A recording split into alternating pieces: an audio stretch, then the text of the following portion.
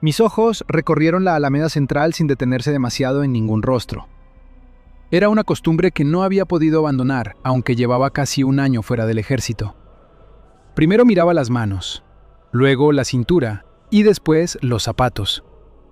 Las manos revelaban intención. La cintura ocultaba armas. Los zapatos decían si alguien había llegado a pasear o a perseguir. Aquella mañana de octubre, la Ciudad de México parecía tranquila.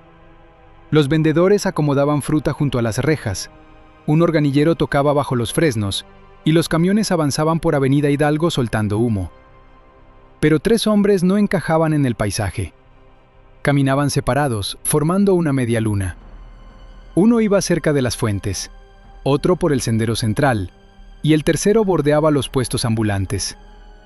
Camisas oscuras, chamarras ligeras, cabello muy corto. Ninguno miraba los monumentos. Sus ojos se movían de rostro en rostro con la paciencia de quienes saben que la presa no tiene salida. La vi unos segundos después. Una joven salió de entre dos grupos de turistas y se detuvo bajo un fresno. Tendría 20 años. Llevaba mezclilla, una blusa blanca arrugada y un saco beige.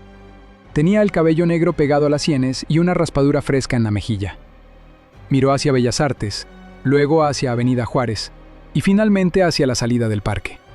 Las tres rutas estaban cubiertas. El hombre de la fuente levantó apenas la barbilla. Los otros dos modificaron su trayectoria. Comprendió que la habían encontrado. Yo estaba sentado en una banca de hierro, con un café de olla enfriándose entre las manos. Mi nombre es Gabriel Salgado. Tenía 47 años y durante 22 había servido en el ejército mexicano. Empecé como soldado y terminé instruyendo grupos de operaciones especiales. Conocía la Sierra de Guerrero y las barrancas de Chihuahua mejor que mi propia colonia. Había visto hombres morir por una parcela, una deuda o una orden. También había aprendido que el miedo de una persona acorralada se parece al metal mojado. La joven olía a eso. Nuestros ojos se encontraron. Tal vez solo vio al único hombre del parque que ya había detectado a sus perseguidores. Corrió. Atravesó el sendero, chocó contra un vendedor de globos y llegó hasta mi banca. El café se derramó sobre mis botas cuando se dejó caer a mi lado. Antes de que pudiera decir una palabra, se aferró a mi brazo y gritó con una alegría exagerada. ¡Papá! ¡Por fin! ¡Te estuve buscando por todas partes! Apoyó la cabeza contra mi hombro. Sentí cómo temblaba. «Por favor», susurró sin mover los labios. «Sígame la corriente. Esos hombres vienen por mí». Los tres redujeron el paso. El más cercano era ancho de hombros, de cara redonda y bigote recortado. Llevaba una cadena gruesa sobre la camisa y un reloj caro. A su derecha avanzaba un joven flaco con una cicatriz junto a la oreja. El tercero, un hombre moreno con botas de piel, mantenía una mano dentro de la chamarra. Yo había jurado no volver a involucrarme en problemas ajenos. Después de retirarme, solo quería silencio. Un departamento en la colonia Portales, una camioneta vieja y ninguna orden más. Bajo la camisa llevaba una cadena de acero. De ella colgaban una medalla de la Virgen de Guadalupe y un anillo de plata. El anillo había pertenecido a Lucía, mi hija. Murió a los 15 años por una enfermedad que ningún entrenamiento pudo vencer. Mientras yo recorría montañas, ella se consumía en un hospital. Alcancé a llegar para el funeral. Mi esposa se fue 6 meses después. Yo había regresado convertido en una pared que respiraba. La joven junto a mí tendría casi la edad que Lucía habría cumplido aquel año. El hombre del bigote se detuvo a 5 pasos.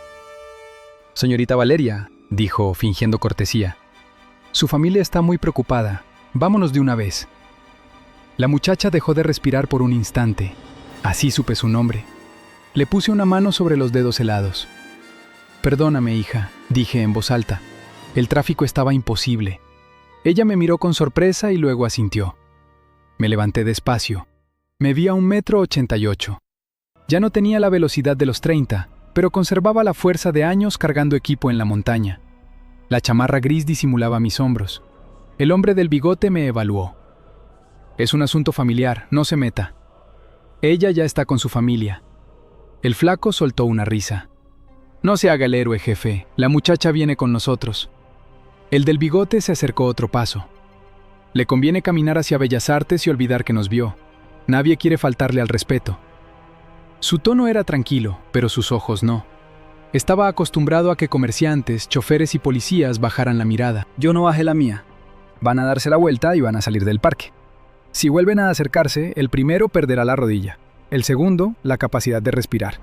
Y tú tendrás que explicarles a tus patrones cómo 3 hombres armados terminaron en el suelo por molestar a un viejo. El flaco avanzó medio paso. El del bigote levantó la mano para detenerlo. Miró mis manos y después el borde de mi chamarra, buscando una funda. No llevaba pistola, pero él no podía saberlo. Durante varios segundos nadie se movió. Alrededor, el organillo continuaba tocando. Todo parecía normal, y por eso no podían atacarnos sin llamar demasiado la atención. El del bigote sonrió. Está bien, jefe. Parece que hubo una confusión. Pero la ciudad es muy grande y muy chica al mismo tiempo. Eso depende de ustedes. Los 3 se alejaron hacia Avenida Hidalgo. Esperé hasta que desaparecieron detrás de un puesto de periódicos. Entonces miré a Valeria. Seguía aferrada a mi manga. Tenía marcas rojizas alrededor de las muñecas, como si alguien la hubiera sujetado con fuerza. Tenemos que irnos. ¿Ya se fueron? No, solo cambiaron de posición. La conduje por el sendero opuesto. No corrimos. Correr habría confirmado que teníamos miedo. ¿Tiene coche?, preguntó. Sí. No podemos ir a la policía. Todavía no he dicho que vayamos a la policía. Mi camioneta estaba en una calle lateral, una Chevrolet Suburban azul oscuro, vieja y de motor bien cuidado. Abrí la puerta del copiloto. Sube. Valeria vaciló. No sé quién es usted. Y yo no sé quién eres tú. Pero los hombres que te buscan ya conocen mi cara. Ahora tenemos el mismo problema. Subió. Aseguré las puertas y revisé los espejos. Un sedán negro apareció al final de la calle, avanzando demasiado despacio. Agáchate. Valeria obedeció. El automóvil pasó frente a nosotros. Alcancé a ver al flaco de la cicatriz en el asiento del pasajero. Miraba los vehículos mientras hablaba por un radio portátil. Esperé a que doblaran esquina y encendí la camioneta. Ahora cuéntame todo. Tu nombre completo, quiénes son esos hombres, y por qué no podemos acudir a cualquier patrulla. Valeria se incorporó. Vi una uña rota y un moretón bajo la manga. Me llamo Valeria Montes de Oca. Mis padres murieron hace 12 días en la carretera a Cuernavaca. ¿Accidente? Eso dijeron. El coche cayó por una barranca, pero ayer escuché a mi tío hablar con un hombre. Dijo que el chofer había hecho bien su trabajo y que ahora solo faltaba convencerme a mí. ¿Convencerte de qué?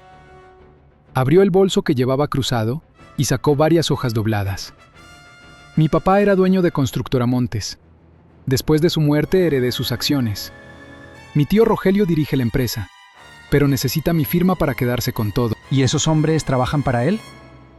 Trabajan para una organización de Sinaloa. Mi tío usaba la empresa para lavar dinero con contratos falsos. Mi papá lo descubrió y quería denunciarlo. Y murió antes de hacerlo. Valeria bajó la mirada.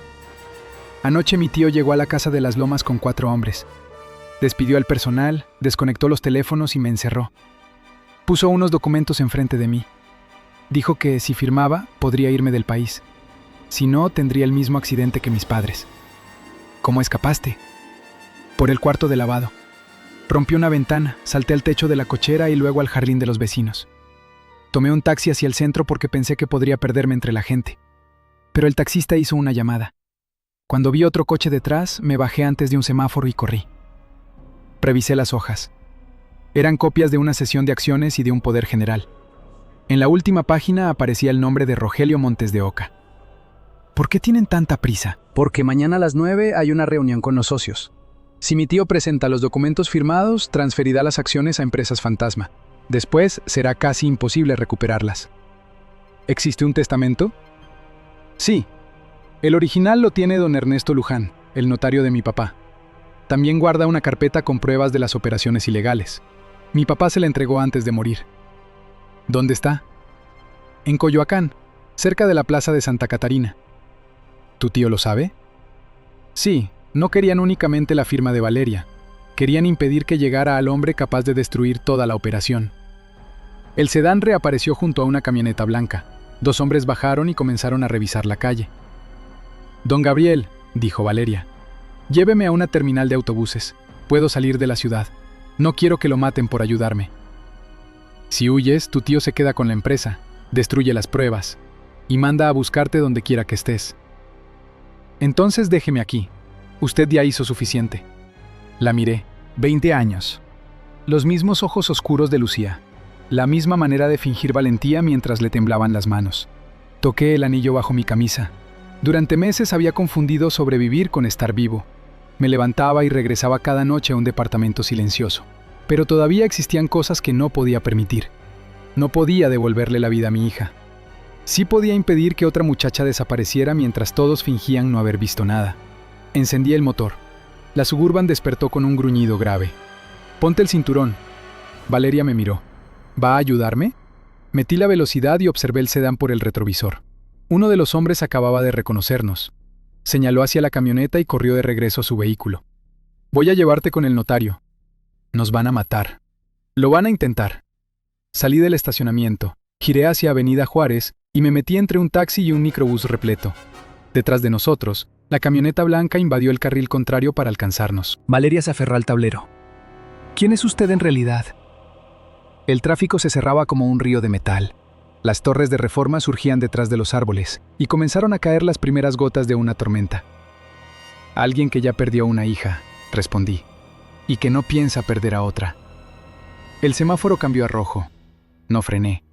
La guerra que había tratado de dejar atrás acababa de encontrarme en una banca de la Alameda. Y esta vez sabía exactamente por qué estaba dispuesto a pelear.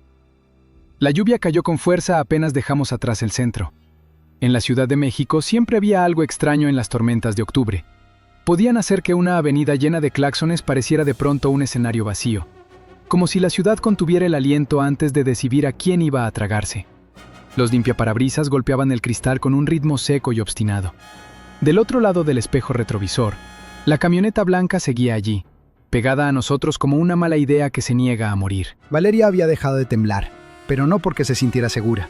Era el tipo de calma que solo llega cuando el miedo ya no tiene espacio para crecer. Tenía las manos apretadas sobre las rodillas y miraba hacia adelante, obligándose a respirar parejo. La cicatriz fresca de la mejilla resaltaba más con la luz grisácea de la tormenta. Tomé Reforma. Luego me metí entre calles laterales antes de llegar a Insurgentes. No intentaba correr más rápido que ellos. Intentaba obligarlos a cometer un error. La camioneta blanca conservó la distancia y el sedán negro se colocó 2 carriles más atrás. Sabían seguir sin llamar demasiado la atención. No eran halcones improvisados. Trabajaban con disciplina. «Tu tío no mandó matarte anoche», dije sin apartar la vista del camino. «Si hubiera querido hacerlo, ya estarías muerta. Necesita que firmes». Valeria tardó unos segundos en responder. Eso fue lo que pensé al principio. Pero cuando escapé, escuché a uno de ellos decir que si me ponía difícil podían arreglarlo como con mis padres. La frase quedó suspendida entre nosotros. ¿Estás segura de que lo oíste bien? Sí. Estaban en la cocina. Uno de los hombres le dijo a mi tío que perder tiempo era peligroso.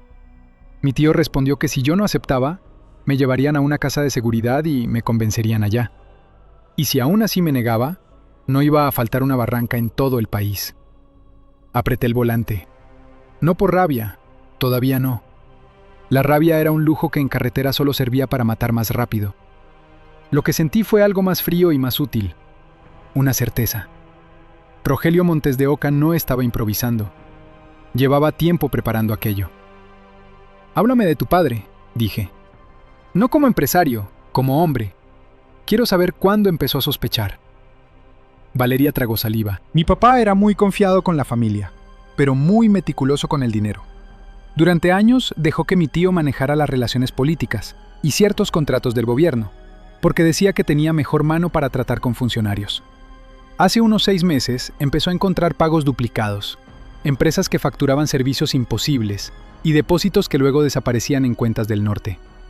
Al principio creyó que era corrupción normal. Luego descubrió nombres ligados a constructoras fantasma y a proveedores que ni siquiera existían. ¿Te dijo algo concreto? Sí. Una noche llegó a la casa muy tarde. Me pidió que no repitiera nada de lo que iba a contarme. Dijo que había cometido un error enorme al confiar en su hermano, y que dentro de la empresa había dinero de gente que no perdonaba. Quería sacar a mi tío del consejo, hablar con un notario y entregarle pruebas a una autoridad federal. Pero no alcanzó. La camioneta blanca intentó recortar distancia por la derecha. Frené de pronto detrás de un camión de reparto y luego giré a la izquierda en una calle estrecha de la Roma que apenas conocía la mitad de los conductores. El vehículo blanco siguió de largo unos metros antes de poder doblar. El sedán negro sí alcanzó a girar detrás de nosotros. Tu padre confió en el notario porque no confiaba en la policía, dije.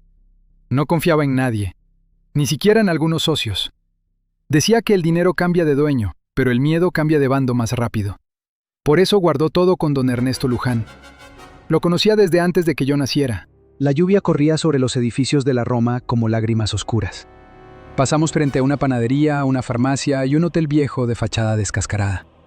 Al llegar al cruce con Medellín, me pasé el alto a tiempo de obligar a un taxi a derrapar. El chofer me llenó de insultos. No me importó. Miré el retrovisor. El sedán negro cruzó también, pero la camioneta blanca quedó contenida por un microbús atravesado en la esquina. Tenemos uno atrás y uno tardará unos minutos en volver a entrar, dije. Eso me da una ventana. Valeria me miró por primera vez desde que subió. ¿De verdad cree que podemos llegar con el notario? Sí, pero no en esta camioneta y no siguiendo la ruta obvia. Si ellos ya saben quién es don Ernesto, lo saben, y seguramente ya vigilan su oficina. La pregunta no es si nos esperan. La pregunta es ¿desde dónde nos esperan? Guardó silencio. Vi cómo sus dedos rozaban el borde de los papeles que llevaba en el bolso, como si necesitara comprobar que todavía estaban ahí. Mi papá escribió una carta para mí, dijo al cabo. Don Ernesto debe tenerla. Me dijo eso una semana antes del accidente. Me dijo que si algún día él faltaba, yo tenía que ir con el notario antes de escuchar a nadie más. ¿Y no fuiste? Valeria cerró los ojos un instante. Confié en mi tío. Fue al hospital, organizó el entierro, habló con todo el mundo y me hizo sentir que sin él yo no iba a poder ni respirar. Cuando me presentó los documentos dijo que eran un trámite para proteger la empresa mientras yo estaba en shock. Si no hubiera escuchado aquella conversación en la cocina, quizá habría firmado. Aquello tenía sentido. En situaciones así, las víctimas no caen porque sean tontas. Caen porque el golpe emocional las deja sin fuerzas para sospechar. El dolor también es una forma de jaula. Tomé Avenida Chapultepec, luego giré antes de tocar Insurgentes y me metí hacia calles cada vez más angostas. El sedán seguía detrás, pero ahora más lejos. Ya no intentaban intimidarnos. Querían saber hacia dónde nos dirigíamos. Eso significaba que todavía no habían cerrado la zona de Coyoacán. Cuando la cerraran, necesitarían menos discreción y más hombres. ¿Cuántos hombres viste anoche?, pregunté. Con mi tío llegaron 4, pero en la madrugada escuché otros autos en la calle, y uno de ellos hablaba por radio con alguien al que llamaba licenciado. ¿Tu tío? No, a otro. Decía, el licenciado quiere a la niña entera hasta que firme. Asentí lentamente. El licenciado nunca era el jefe verdadero, pero sí alguien importante. Un operador, un intermediario entre la violencia y el dinero. Ese tipo de hombres resultaba más peligroso que los sicarios jóvenes. No actuaban por impulso, actuaban como contadores del miedo. La lluvia arreció. El agua convirtió el asfalto en espejo y obligó al sedán a bajar un poco la velocidad. Aproveché para cruzar una calle inundada y entré a un estacionamiento subterráneo bajo un supermercado. No era un refugio, solo una maniobra. Descendí hasta el nivel más bajo y apagué las luces antes de girar detrás de una columna. Valeria se puso rígida. ¿Por qué se detuvo? Porque necesito pensar 15 segundos sin que me estén oliendo la nuca. Apagué el motor. El eco del agua golpeando las rampas llegaba amortiguado desde arriba. Olía a humedad, cemento y aceite viejo. Saqué un pañuelo de la guantera y me limpié la cara. Después volteé hacia ella. Escúchame bien. Ellos creen que sigo siendo un ciudadano asustado que decidió hacerse el héroe por impulso. Eso me sirve. Si supieran que sé leer una persecución, ya habrían pedido que nos cierren todas las salidas con más vehículos. Pero esa ventaja dura poco. Necesito que me digas toda la verdad ahora, aunque te parezca inútil o vergonzosa. Ya le dije todo. No, me dijiste lo principal. Ahora dime lo demás. ¿Tu padre dejó copias de las pruebas en otro lugar? ¿Conoces a alguien dentro de la empresa que aún sea leal? ¿Hay cuentas, nombres, direcciones? ¿Algo que tu tío no sepa que tú sabes? Valeria me sostuvo la mirada. Vi el momento exacto en que comprendió que, desde ese instante, dejar algo fuera podía matarnos. Mi papá desconfiaba del director financiero, pero confiaba en una mujer que llevaba años con él. Se llama Beatriz Alcocer. Era su mano derecha. Mi tío la despidió al día siguiente del funeral. También recuerdo un nombre que mi papá mencionó varias veces. Inmobiliaria Mar de Cortés. Decía que por ahí estaba entrando el dinero sucio. Y titubeó. Una vez vi a mi tío entregar una caja de reloj muy cara a un comandante de policía judicial. No sé su nombre, pero el comandante llegó a la casa en un Jetta gris sin placas delanteras. Eso ya me sirve. ¿Para qué? Para saber que no tenemos margen para pedir ayuda local. Dejé que pasaran 30 segundos. Escuchamos el motor de un vehículo entrar al estacionamiento. No apagó las luces. Descendió por la rampa lentamente. Ya nos encontraron, murmuré. Encendí la camioneta. Subí por la rampa opuesta justo cuando el sedán negro aparecía entre columnas. El conductor nos vio y aceleró. Salimos del estacionamiento rozando la pluma automática antes de que terminara de levantarse. Detrás de nosotros sonó un golpe seco de metal. No sabía si se habían llevado la pluma o el espejo. Cualquiera de las dos opciones me daba 5 segundos. Tomé una lateral y luego un paso a desnivel. En el retrovisor, el sedán volvió a pegarse. La camioneta blanca aún no aparecía. Bien, uno menos por el momento. Vamos a dejar la Suburban, dije. ¿Dónde? En un lugar donde miles de ojos miren y nadie vea nada. No entiendo. Eso es normal. Yo sí. Conduje hacia la zona del Metro General Anaya, donde la lluvia, los puestos y el tránsito mezclaban a la gente en una masa útil. Allí era más fácil perder un coche que una persona. Encontré un tramo saturado. Frené junto a una fila de taxis y metí la camioneta entre 2 microbuses, como si estuviera estacionando de cualquier manera. Tomé una gorra vieja del asiento trasero y se la puse a Valeria. Bájate, no corras. Camina como si te estuvieras peleando conmigo y quisieras alejarte. ¿Qué? Hazlo. Salimos bajo la lluvia. Cerré la puerta sin prisa. El sedán aún buscaba espacio entre el tráfico. Le di un empujón suave en el hombro a Valeria, como si estuviéramos discutiendo. Ella entendió rápido y me lanzó una mirada cargada de rabia fingida. «Ya le dije que no quiero ir con usted», gritó. «Pues entonces lárgate», le respondí con el mismo tono. 2 peatones nos miraron y siguieron caminando. Perfecto. Nos deslizamos entre paraguas, vendedores de tamales y estudiantes empapados. A media cuadra entramos a una papelería pequeña y salimos por la puerta lateral que daba a otra calle. Allí tomamos un taxi libre. «Coyoacán», le dije al conductor. «Pero no por Tlalpan. Váyase por donde usted quiera mientras avance». El hombre, un señor de bigote canoso y camiseta del América bajo la chamarra, me miró por el espejo. «Con la lluvia le va a salir caro». «Todo lo caro de hoy lo pago yo». Arrancó. Valeria soltó al fin el aire que venía reteniendo. Nunca había hecho algo así. Yo sí, demasiadas veces. Apoyó la cabeza en el asiento. La ciudad seguía pasando fuera de las ventanas como una corriente oscura, interminable. Si llegamos con don Ernesto y mi padre realmente dejó pruebas, ¿cree que todavía haya forma de salvar algo? Pensé en el tono con que había dicho algo. No empresa, no dinero. Algo. Sí, contesté. Pero no hablo de las acciones ni de los edificios. Hablo de la verdad. Y a veces la verdad vale más porque es lo único que ciertos hombres no pueden comprar 2 veces. Valeria giró hacia mí. En sus ojos ya no había solo miedo. Empezaba a aparecer otra cosa. Dolor con dirección. Eso era mejor que el pánico. Mientras el taxi se internaba hacia el sur de la ciudad, comprendí que no estábamos yendo solo por un testamento. Íbamos por la pieza que convertiría una persecución privada en una guerra abierta. Y en esa guerra, el dinero del legado sería apenas el principio del problema. El taxi avanzó hacia el sur entre charcos, escapes humeantes y semáforos que parecían cambiar más lento por culpa de la lluvia. El chofer llevaba la radio encendida a volumen bajo, una estación de noticias que hablaba de inundaciones en viaducto y de un choque múltiple cerca de Tasqueña. Afuera, la ciudad seguía su rutina con esa indiferencia brutal que tienen las capitales grandes. Mientras unos corrían por su vida, otros buscaban tortillas, se quejaban del tráfico o llegaban tarde a una cena. Miré por el espejo lateral. Nada. Ni la camioneta blanca ni el sedán negro. Eso no significaba que los hubiéramos perdido. Significaba que habían dejado de perseguirnos de frente. Y cuando un grupo así deja de correr detrás de ti, normalmente es porque ya empezó a cerrar las salidas más adelante. Valeria también lo entendió.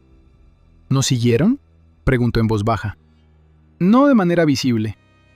Eso suena peor. Lo es. El chofer nos observó por el espejo interior, curioso pero prudente. Le sostuve la mirada el tiempo suficiente para que entendiera que no quería preguntas. Bajó la vista y siguió manejando. Pasamos por un tramo de avenidas lentas.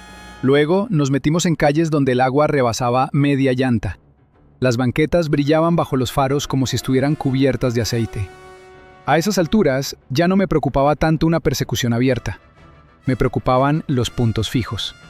Los hombres del tío de Valeria podían tener gente en cruceros, gasolineras, entradas del metro, bases de taxis. Bastaban 2 llamadas bien hechas para llenar media zona sur de ojos atentos. «Tu tío no trabaja solo», dije. Ya lo sabía, pero ahora estoy seguro. Valeria asintió sin mirarme.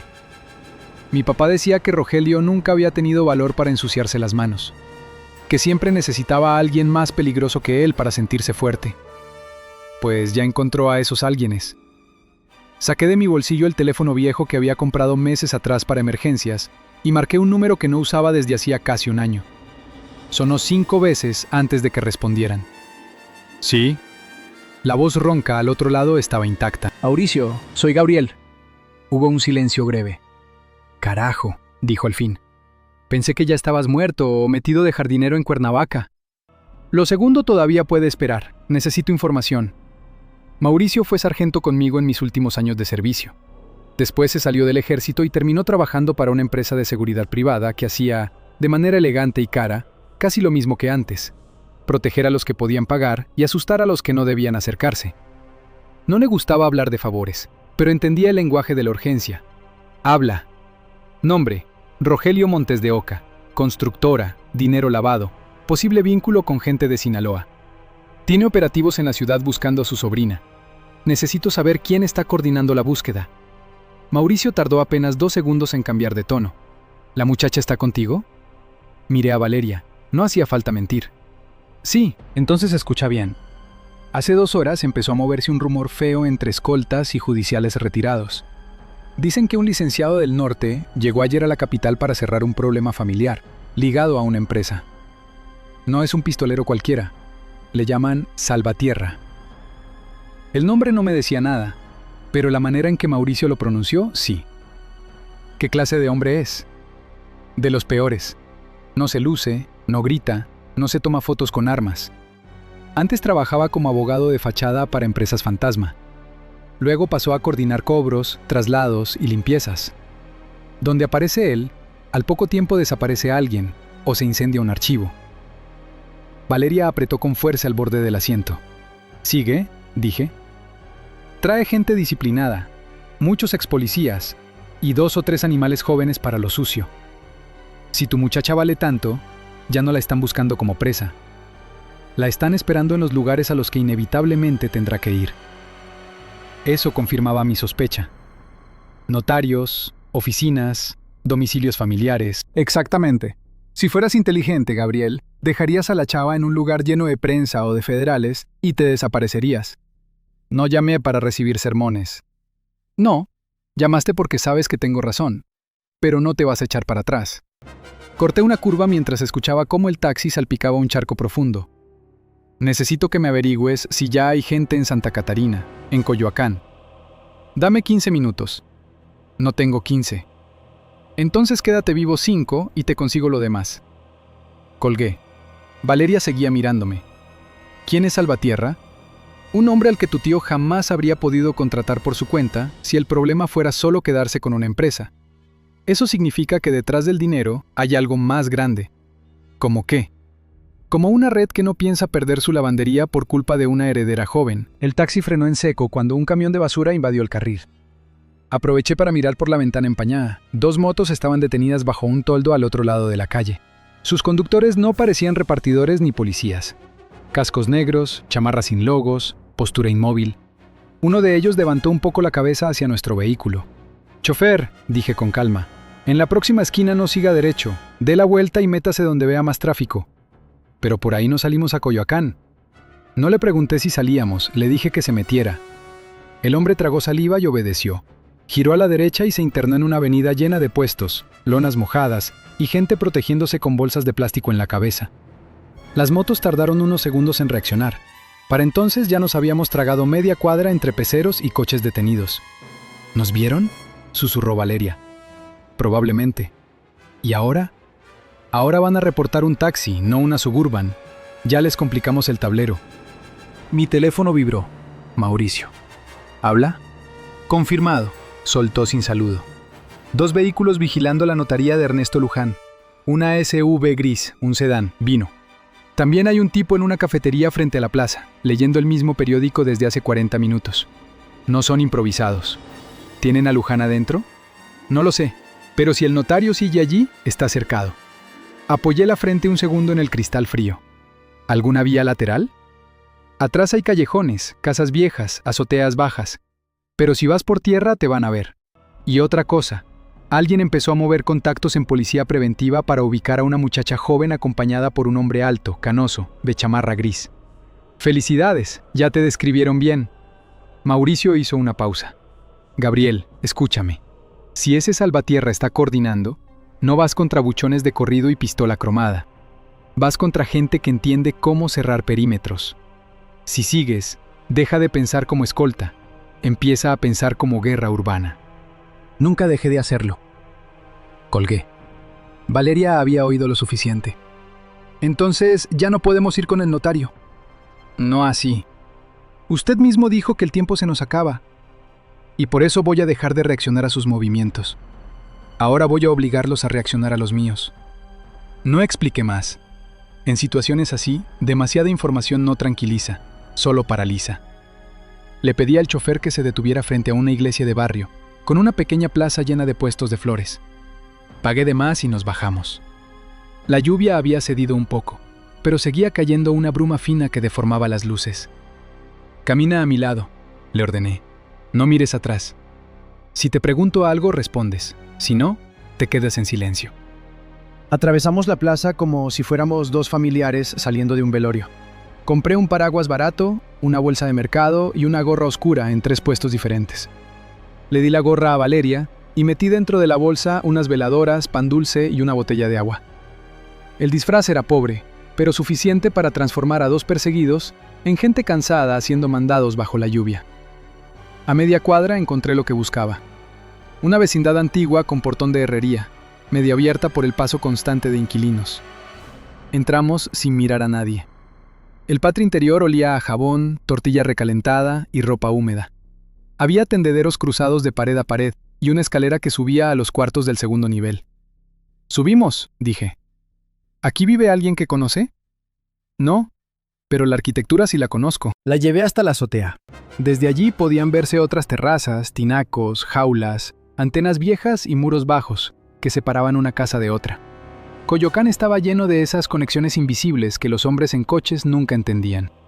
Me acerqué al borde protegido por una barda y observé hacia la distancia.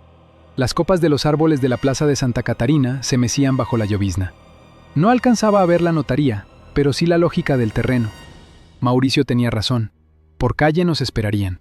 Desde arriba, tal vez no. «No me diga que piensa cruzar por los techos», murmuró Valeria.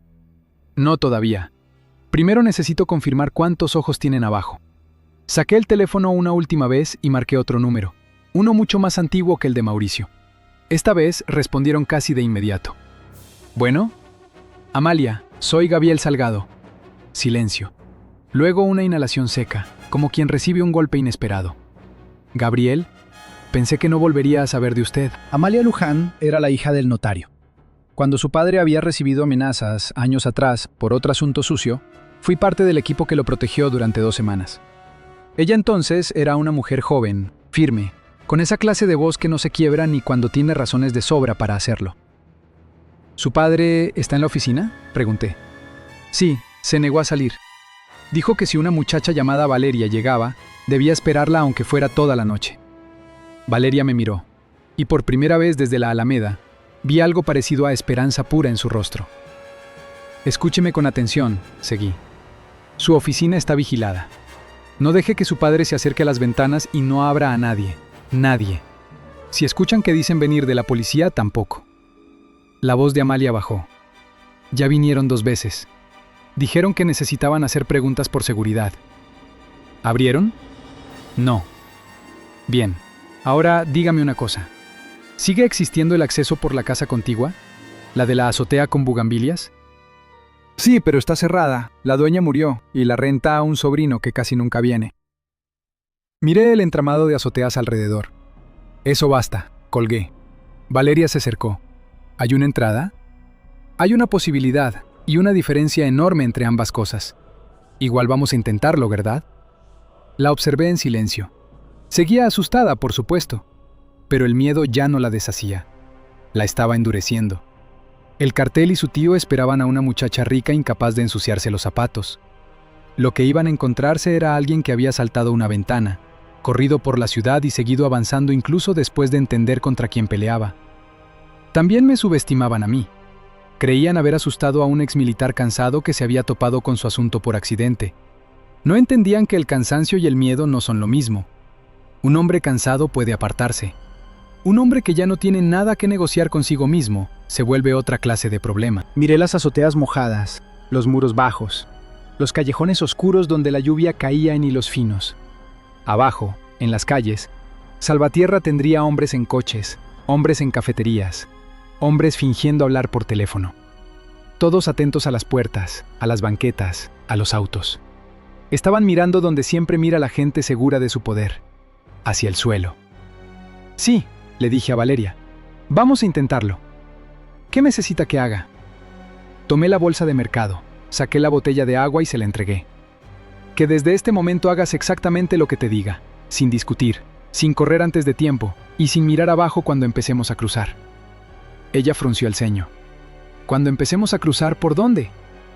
Me acerqué a la barda y señalé el mar de azoteas tendidas bajo la llovizna de Coyoacán, por donde Salvatierra no se imagina que alguien con dinero, tacones rotos y media ciudad encima todavía sería capaz de pasar. La azotea estaba resbalosa como una lámina recién lavada.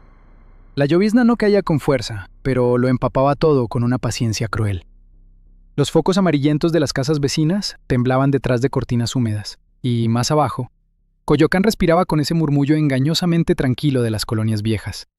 Puertas que se cerraban, platos que chocaban en una cocina, un perro ladrando a lo lejos, un coche pasando despacio sobre el pavimento mojado. Valeria se acercó a la barda y miró hacia el entramado de azoteas, tendederos, tinacos y bardas medianeras que se extendía frente a nosotros.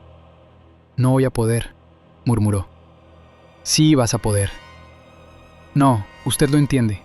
Yo nunca he hecho algo así». Yo tampoco había hecho muchas cosas antes de que me tocara hacerlas. Tomé la bolsa de mercado y saqué un tramo de cuerda delgada que siempre llevaba enrollada bajo el asiento de la Suburban, junto con una lámpara pequeña y un cuchillo de trabajo. No era equipo táctico, solo hábitos de un hombre que nunca aprendió a confiar del todo en la suerte. Pasé la cuerda por mi cintura y luego por la de Valeria, dejando entre ambos suficiente espacio para movernos sin estorbarnos. No pensaba sostenerla si resbalaba desde una altura grande. Aquello no era cine. Pero la cuerda sí me daría un segundo, un solo segundo. Para reaccionar sin una barda o una bajada corta perdía el pie. «No es para colgarte», dije al notar cómo miraba el nudo.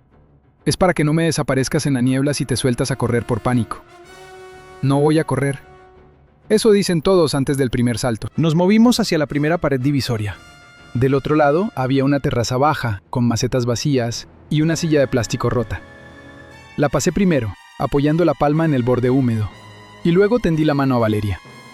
Subió con torpeza, resbaló un poco con el zapato y alcanzó a contener un gemido cuando le apreté la muñeca. «Sin ruido», le susurré.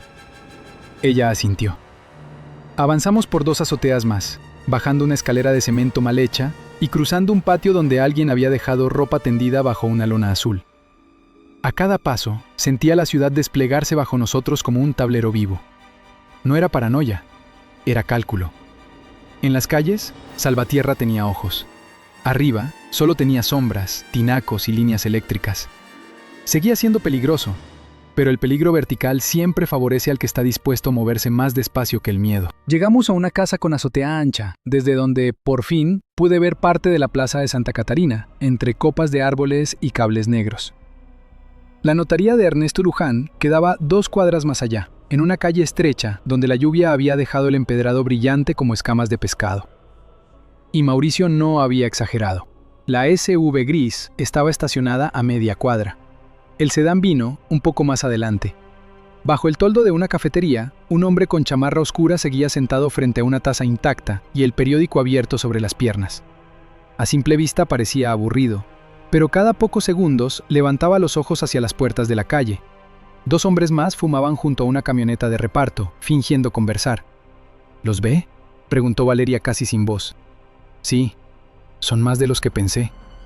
Siempre son más de los que parece. Me acuclillé tras el pretil para no recortarme contra el cielo. ¿Tu notario está adentro o ya se lo llevaran? Pero si se lo hubieran llevado, no mantendrían este despliegue. Seguirían buscando papeles, no esperándote a ti. Eso significa que todavía nos sirve llegar. Entonces, ¿qué hacemos? Miré hacia el costado derecho de la calle, donde una casa antigua de fachada verde oscuro compartía medianera con el inmueble de la notaría. Según Amalia, aquella propiedad estaba casi vacía, y aún tenía acceso a la azotea. El problema era que entre nosotros y esa casa había 3 edificios, una callejón con cables bajos y una separación de casi 1,5 metros entre 2 bardas. Entramos por la casa contigua, dije. Valeria me observó como si tratara de decidir si yo estaba loco o simplemente acostumbrado a cosas imposibles. No hay manera de bajar desde aquí sin que nos vean. No vamos a bajar aquí. Seguimos avanzando por el laberinto de azoteas. Una vez tuvimos que detenernos por completo cuando una mujer salió a colgar una cobija a 2 metros de nosotros.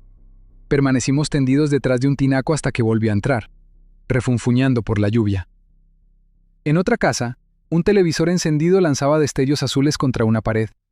Un niño reía adentro, sin saber que, encima de su techo, 2 personas avanzaban hacia una trampa. La Ciudad de México era así. Un mismo barrio podía sostener, al mismo tiempo, una cena familiar, una telenovela, un asesinato y una persecución. La 4ª azotea fue la peor. Tenía el piso cubierto de lama y una inclinación ligera que empujaba el agua hacia el borde. Valeria patinó a medio camino, y la cuerda se tensó con un tirón seco. Alcancé a sujetarla por el brazo antes de que golpeara contra una antena oxidada. Se quedó inmóvil, respirando entrecortado. «Mírame», ordené. Tardó un segundo en hacerlo. Abajo no hay nada para ti. Ni la calle, ni el miedo, ni los hombres de tu tío. Lo único que importa ahora son mis manos y el siguiente paso. ¿Entendiste? Sí, dijo, aunque la voz se le quebró. Otra vez. Sí. La incorporé despacio. Sus dedos estaban helados. Seguimos. A la distancia un trueno sacudió el cielo sobre el sur de la ciudad. Las luces parpadearon en 2 casas vecinas. En la calle, un motor aceleró y luego se apagó. Nada que revelara alarma. Por ahora, seguíamos siendo fantasmas. Llegamos al callejón. La separación entre ambas azoteas no era imposible, pero en mojado se volvía traicionera. A la izquierda había una bajada directa hacia la calle. A la derecha, una reja con púas romas. Salté primero. Aterricé sobre la otra barda con una rodilla y las manos. Sentí el concreto desmoronarse un poco bajo mis palmas. Me estabilicé y volteé. Valeria seguía al otro lado, pálida. «No voy a alcanzar». «Sí vas a alcanzar». «Gabriel». «No me discutas. Da 2 pasos atrás, toma impulso y apunta a mi pecho, no al piso. Si apuntas al borde te caes». La cuerda entre nosotros colgaba mojada en la oscuridad. «¿Y si resbalo?» «Entonces yo resbalo contigo, así que procura que no pase». Eso logró arrancarle una media sonrisa de puro espanto. Dio 2 pasos atrás, respiró hondo y saltó. Llegó corta. La sujeté de ambos antebrazos y el golpe me sacudió hasta los hombros. Sus pies pegaron contra la pared y por un momento todo su peso quedó colgando sobre el vacío. Apreté los dientes y tiré de ella con un esfuerzo seco hasta meterla en la azotea. Quedó tendida boca arriba, jadeando. Ya me había despedido», balbuceó. «No te acostumbres. Solo te puedo sacar una vez de cada sitio». Nos arrastramos hasta un pequeño cuarto de servicio donde había escobas, cubetas y un cilindro de gas vacío. Desde allí pude ubicar la casa verde oscuro. Estaba ya a una sola propiedad de distancia. La separación final no requería salto, solo trepar una medianera y dejarse caer al otro lado. Lo hicimos en menos de 1 minuto. La azotea de la casa verde estaba casi desierta. Solo había un lavadero antiguo, 2 macetas secas y un tragaluz cubierto de polvo. Me arrodillé y pegué el oído a la lámina del cubo de escaleras. Nada. Ni pasos ni voces. «Esta debe ser», susurré. Probé la puerta, cerrada por dentro. Saqué el cuchillo y, más que forzarla, trabajé la madera húmeda alrededor del cerrojo. Era una puerta vieja, hinchada por años de lluvia. Después de unos segundos de presión cuidadosa, la chapa cedió con un chasquido pequeño. Nos deslizamos al interior. La casa olía a encierro, humedad y madera vieja. El pasillo estaba oscuro, pero a través de una puerta entreabierta llegaba una franja de luz amarilla desde la planta baja. Descendimos despacio. Cada escalón crujía como si quisiera vendernos. En el primer piso había muebles cubiertos con sábanas y retratos torcidos en la pared. Nadie vivía allí de verdad. Mejor. Al llegar abajo, me asomé por una ventana lateral. La calle de la notaría estaba a menos de 15 metros. Desde aquel ángulo pude ver mejor el dispositivo de salvatierra. No eran solo vigilantes dispersos. Había un ritmo en sus movimientos. Uno de los hombres de la cafetería cambió lugar con otro que salió de la SUV. El de la camioneta de reparto recibió una llamada, y después de escuchar, miró hacia las esquinas antes de responder. Se estaban relevando como si esperaran una operación larga. No están nerviosos, dije. ¿Eso es bueno o malo? Malo. Significa que les sobra tiempo y creen que el barrio ya es suyo. Valeria se acercó apenas lo suficiente para mirar. ¿Ve aquella ventana con cortinas beige? Es la oficina de don Ernesto. Ahí guarda el archivo privado. La ventana estaba en un segundo nivel, al fondo de un pequeño patio interior entre ambos inmuebles. Desde la calle no era visible, pero desde aquella casa sí. El problema era el muro divisorio de más de 2 metros y una reja de herrería coronada por puntas ornamentales. No servían para matar a nadie, pero sí para desgarrar lo suficiente como para dejarte gritando. Me separé del vidrio. Necesito encontrar una salida al patio trasero. Atravesamos la cocina cubierta de sábanas y encontramos una puerta que daba a un pequeño jardín abandonado. Hierba alta, tierra reblandecida, una bicicleta infantil oxidada apoyada contra la barda. Al fondo estaba el muro que separaba la casa de la notaría. Desde allí, la oficina de Ernesto Luján quedaba justo arriba y a la izquierda. Valeria alzó la vista. ¿Vamos a subir por ahí? Vamos a pasar por ahí. No es lo mismo. Esta noche, sí. Probé la firmeza de una vieja pileta pegada al muro, y luego un tubo de agua pluvial. Aguantaría mi peso. El de ambos no estaba seguro, pero bastaba con que aguantara por turnos. Pasé la cuerda por una base metálica y armé un apoyo improvisado. Voy primero. Cuando llegue arriba, te jalo. ¿Y si alguien nos ve desde la calle? Entonces empezamos a correr antes de estar listos y probablemente morimos. Así que procura que no ocurra. No respondió. Ya estaba entendiendo que el miedo, en ciertos tramos, no sirve ni como compañía. Subí. El tubo vibró una vez bajo mis botas. Luego se estabilizó. Alcancé el borde del muro, pasé una pierna al otro lado y me encaramé sobre la reja. La herrería estaba húmeda y fría. Del patio de la notaría subía olor a papel mojado y bugambilia. A 3 metros, una ventana alta dejaba escapar un hilo de luz. Era la oficina. Miré hacia la calle. Los hombres de salvatierra seguían abajo, atentos a puertas, banquetas, autos. Ninguno miraba hacia el patio interior. Me incliné y susurré hacia Valeria. «Ven». Ella alzó el rostro. El miedo seguía allí, pero ya no mandaba. Solo la acompañaba. Comenzó a subir. Y mientras la veía avanzar hacia mí entre lluvia, oscuridad y muros ajenos, supe que toda la ciudad estaba cazándonos.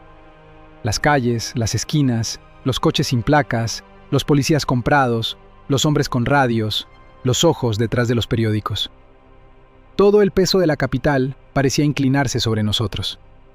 Pero también supe algo más. La ciudad estaba cazándonos desde abajo, y nosotros acabábamos de aprender a movernos por encima de sus trampas. Valeria subió con más cuidado que fuerza. La lluvia había vuelto a espesarse, y cada tubo, cada borde, cada saliente del muro parecía cubierto por una película viva que quería escupirnos al vacío. Cuando estuvo lo bastante cerca, me incliné, la sujeté por ambos brazos y terminé de jalarla hasta la parte alta de la reja. Sus zapatos resbalaron sobre el hierro mojado, pero esta vez no gritó. Solo apretó los dientes y dejó que la condujera. La pasé al otro lado. Caímos dentro del patio trasero de la notaría con las rodillas flexionadas y el cuerpo pegado al muro. Frente a nosotros se alzaba la ventana iluminada que Valeria había señalado desde la casa contigua. La persiana estaba a medio cerrar, Detrás se movía una sombra. Le hice un gesto para que no avanzara. Primero escuché. Abajo, la calle seguía con su rumor amortiguado de motores, pasos y lluvia. Más cerca, dentro del patio, solo se oía el goteo constante de una canaleta rota y el zumbido lejano de un refrigerador viejo en alguna habitación del fondo. No había voces, ni pasos, ni respiración ajena. Me acerqué a la ventana sin despegarme del muro. Golpeé apenas 2 veces con el nudillo. Una pausa, luego una tercera.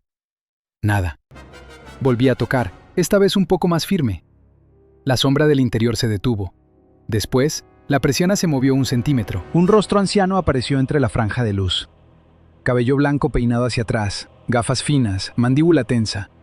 Don Ernesto Luján había envejecido bastante desde la última vez que lo vi, pero conservaba la misma mirada de hombre que conoce el valor de un papel firmado y el precio de una traición. Vio primero a Valeria, luego me vio a mí. Sus ojos se abrieron con una mezcla de alivio y terror. Le indiqué con la palma que no hiciera ruido. Desapareció. Escuchamos un cerrojo, después otro. La ventana se abrió hacia adentro con extremo cuidado. «¡Rápido!», susurró. Ayudé a Valeria a pasar primero. Entró torpemente, metiendo una rodilla sobre el alféizar y luego cayendo dentro del despacho con un jadeo ahogado. Entré detrás de ella y cerré la ventana de inmediato. El notario corrió la cortina y echó de nuevo el seguro. El despacho olía a papel viejo, café recalentado y madera húmeda. Había archivadores altos, un escritorio macizo y varias cajas apiladas junto a una biblioteca. Sobre una mesa auxiliar descansaba una pistola antigua, seguramente descargada o apenas funcional, pero el simple hecho de verla allí me dijo cuánto miedo había pasado aquel hombre en las últimas horas. Valeria dio un paso hacia él y la voz se le rompió por primera vez en toda la noche. «Don Ernesto». El anciano la abrazó con una torpeza conmovedora, como si temiera deshacerla. «Pensé que no llegaría, niña», murmuró. «Pensé que la habían alcanzado». Le dejé ese segundo de humanidad y me acerqué a la puerta del despacho. La revisé. Cerradura interna, madera gruesa, marco viejo pero fuerte. No era blindada, pero no cedería al primer empujón. La ventana daba al patio interior, la puerta al pasillo de la notaría. Un solo acceso real, malo para salir, bueno para defender. «¿Cuántos están afuera?», preguntó Luján en voz baja. En la calle conté 5 visibles. Eso significa que hay más. Llevan rondando desde el atardecer. 2 dijeron ser policías. Después vinieron otros con traje y modales de oficina. Luego dejaron de tocar y se limitaron a esperar. Eso me asustó más. Me di media vuelta. Tienen razón en esperar. Creen que Valeria acabará intentando entrar por una puerta. El notario miró mi ropa empapada, mis manos raspadas, la cuerda en la cintura de Valeria. Y en cambio ustedes... suspiró. No quiero saber. Quiere saberlo, pero luego. Ahora necesitamos lo que el señor Montes dejó aquí. Luján asintió. Soltó a Valeria y fue hasta una caja fuerte empotrada detrás de un cuadro discreto. Marcó la combinación con dedos que trataban de no temblar. Cuando la puerta metálica se abrió, extrajo una carpeta gruesa de piel y una caja de documentos sellada con cinta notarial. Las colocó sobre el escritorio. Aquí está el testamento original, la carta que su padre le dejó, y las copias certificadas de los movimientos que detectó. Transferencias, prestanombres, contratos, empresas fachada. Su padre fue muy metódico en las últimas semanas. Sabía que lo estaban cercando. Valeria tocó la carpeta como si fuera a quemarla. ¿Él sabía que podían matarlo? Luján tardó en responder. Creo que sabía que estaba enfrentando a personas que no perdonan. Pero también creo que seguía creyendo que su hermano se detendría antes de cruzar cierto límite. Se equivocó, dije. Sí, contestó el notario, y la palabra cayó como una piedra. Valeria abrió la carta con manos inestables. Yo no leí las primeras líneas, no por respeto únicamente, sino porque seguía concentrado en el despacho, en los ruidos, en la lógica del asedio.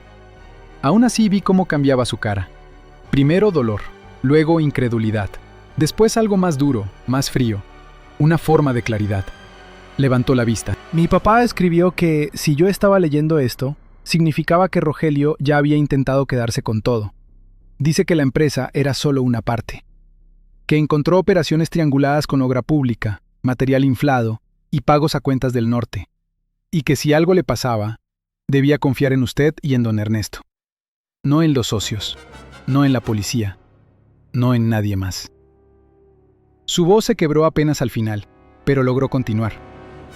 También dice que en la caja hay un sobre rojo, que solo debía abrirse si Rogelio seguía libre.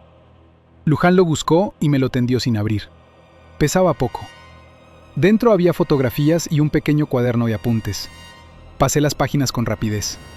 Placas de coches, fechas, nombres parciales, montos, reuniones, hasta descripciones de hombres que probablemente sirvieron de enlace entre la constructora y la red criminal. Aquello no era una sospecha, era dinamita. Con esto no solo cae Rogelio, murmuré. Caen varios con él. El notario me sostuvo la mirada. Precisamente por eso no saldremos de aquí caminando con tranquilidad. Valeria respiró hondo. ¿Podemos llamar a alguien? ¿A un juez, a un federal, a un periodista, a quien sea? Negué con la cabeza antes de que Luján respondiera. Podemos llamar, sí. La pregunta es si la línea sigue limpia, y si el que responde no trabaja para ellos. El viejo notario se acercó a un fax colocado sobre un mueble lateral.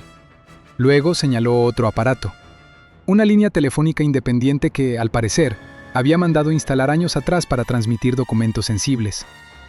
No era garantía de nada, pero era mejor que confiar en un celular intervenido o en una patrulla local. Su padre dejó instrucciones específicas, dijo.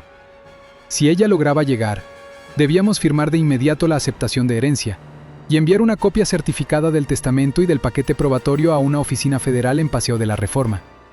Tengo el número. Lo conseguí por un antiguo cliente que aún conserva algo de decencia. Me acerqué al fax. Era viejo, lento, pero funcionaba.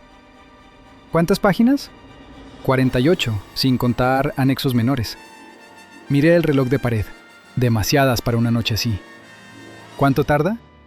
Si la línea no se corta, unos 40 minutos, quizá más. Valeria soltó una risa breve, sin humor. 40 minutos.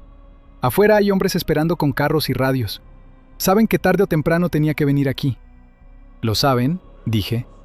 Lo que todavía no saben es que ya estás dentro. Pero al decirlo comprendí también que esa ventaja no duraría demasiado. Los hombres como Salvatierra no basaban todo en la intuición, pero tampoco la ignoraban. Cuando una presa no aparece donde debe, empiezan a preguntarse no solo por dónde entró, sino qué tan cerca ha logrado llegar sin ser vista.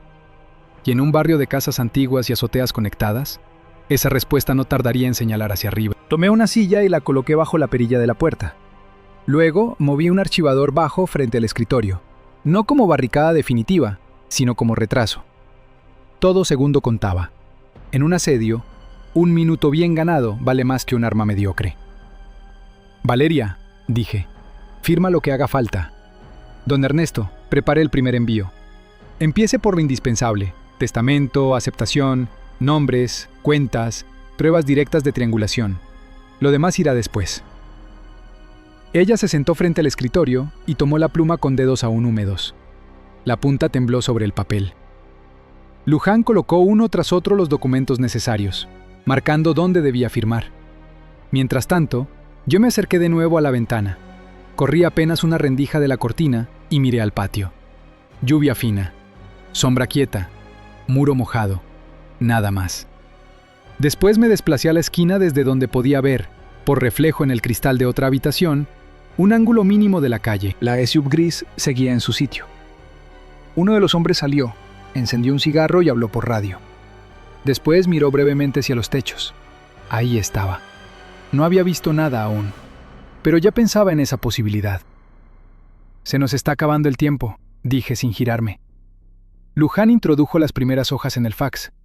El aparato zumbó, tragó papel y lanzó el tono electrónico de la conexión. Sonaba lento. Demasiado lento para una ciudad que vendía la muerte con entrega inmediata. Valeria terminó de firmar el último del primer bloque y dejó la pluma a un lado. Tenía los ojos brillosos, pero la expresión endurecida. «Ya está», susurró. El notario estampó su sello con un golpe seco que pareció más fuerte por el silencio del despacho. Luego otro, y otro. Cada sello era un paso más cerca de la verdad y, al mismo tiempo, una provocación directa para los hombres de abajo. El primer juego de hojas comenzó a enviarse. El fax emitió un pitido de confirmación parcial y luego siguió trabajando. De pronto sonó algo en el pasillo. No un golpe, no todavía. Fue más bien el crujido leve de una tabla, y el peso de alguien que había aprendido a caminar sin hacer ruido. Pero no lo suficiente como para desaparecer del todo. Levanté la mano. Los otros dos se quedaron inmóviles. Otro crujido. Después, silencio. Me acerqué a la puerta, incliné la cabeza y escuché. Nada. Y justo por eso entendí que el cazador ya estaba en la casa. No se trataba de un matón joven empujando puertas. Era otra clase de hombre. Uno que había dejado a sus perros en la calle mientras él comprobaba, paso a paso, si la presa se había atrevido a entrar por donde nadie la esperaba. Miré a Valeria y luego al notario. «Sigan con el envío», murmuré. «Pase lo que pase, no dejen de mandar esas páginas». Me volví hacia la puerta. Sentí el cuchillo firme en la cintura y comprendí que lo más peligroso de aquella noche no estaba ya en la calle. Había subido. El crujido en el pasillo no volvió a repetirse de inmediato. Y eso lo hizo peor. Los hombres torpes anuncian su llegada con botas, respiración, prisas. Los peligrosos dejan que el silencio trabaje por ellos. Se quedan quietos al otro lado de una puerta y esperan que el miedo haga el resto. Levanté la mano sin apartar los ojos del marco. «No hablen», murmuré. El fax siguió zumbando con una lentitud ofensiva. Una hoja desaparecía, luego otra. Cada segundo que el aparato seguía vivo era una victoria pequeña y frágil. Don Ernesto tenía el siguiente bloque de documentos preparados sobre la mesa. Valeria ya no lloraba. Eso me llamó la atención más que cualquier otra cosa. Estaba pálida, empapada y agotada, pero los ojos se le habían endurecido de una manera nueva, como si por fin hubiera cruzado cierto punto, después del cual el miedo deja de ser sorpresa y se convierte en combustible. Me acerqué a la puerta y posé 2 dedos sobre la madera. Nada. No vibraba. No había respiración pegada al otro lado. Solo quietud. Eso significaba una de 2 cosas. O quien estaba afuera se había replegado para llamar más hombres, o ya había encontrado una posición desde donde obligarnos a abrir sin tocar la cerradura. ¿Es él?, susurró Valeria. No respondí enseguida. La palabra él podía significar muchas cosas. Su tío, alguno de los hombres de la calle, ese tal Salvatierra, o simplemente la muerte, entrando por un pasillo de oficina. Todavía no lo sé. Don Ernesto se acercó apenas un paso. «Señor Salgado, hay una segunda salida por el archivo, pero da a un patio interior con reja cerrada. A esta hora abrirla haría demasiado ruido». Asentí sin mirarlo. Una salida que obliga a hacer ruido no es salida, es sorteo. Entonces llegó el primer golpe. No fue en nuestra puerta. Sonó abajo, en la entrada principal de la notaría. Un golpe seco, profesional, como alguien probando la resistencia del marco con un hombro bien usado. Un segundo después, se oyó una voz amortiguada en la planta baja. «Licenciado Luján, abra, policía». Valeria soltó una risa breve, amarga. «Qué rápido consiguieron uniformes». «Ni siquiera los necesitan», dije. «En esta ciudad basta con el tono correcto». Don Ernesto apretó la mandíbula. «No voy a abrirles». «Ya lo saben», respondí. «No vienen a pedir permiso». El segundo golpe fue más fuerte. Luego un tercero. Madera contra peso. Cerradura contra prisa ajena. El hombre del pasillo seguía sin hacer ruido. Y entonces entendí la maniobra. Los de abajo eran presión. El de arriba era la navaja. Querían que miráramos hacia la entrada principal, que pensáramos en defender la planta baja, en bajar, en movernos, en cometer el error de darle la espalda a la amenaza silenciosa. Me alejé de la puerta apenas 2 pasos y señalé a Valeria. «Tú, al rincón junto al archivador. Si la puerta se abre, te tiras al suelo y no te levantas hasta que yo te diga». Ella quiso discutir, lo vi en la tensión de los labios, pero luego asintió. «Don Ernesto, siga con el fax. Si se corta la línea, pase al teléfono y marque el número federal. No cuelgue aunque no le respondan rápido». «¿Y usted?» «Yo me ocupo de que nadie entre». El anciano tomó aire, fue al fax y acomodó las siguientes páginas. El aparato tragó otra hoja, emitió su chillido eléctrico y siguió transmitiendo. Abajo, los golpes se volvieron rítmicos. Ya no probaban la puerta, la estaban trabajando. En menos de 2 minutos oiríamos el marco ceder. Y justo entonces, la manija del despacho giró muy despacio, sin fuerza, solo una prueba. La silla bajo la perilla tembló apenas. Quien estaba afuera no era un animal empujando a lo bruto. Era alguien que primero quería medir el tipo de resistencia, el peso improvisado del bloqueo, la calidad del marco. Un hombre que prefería entrar una sola vez y de forma correcta.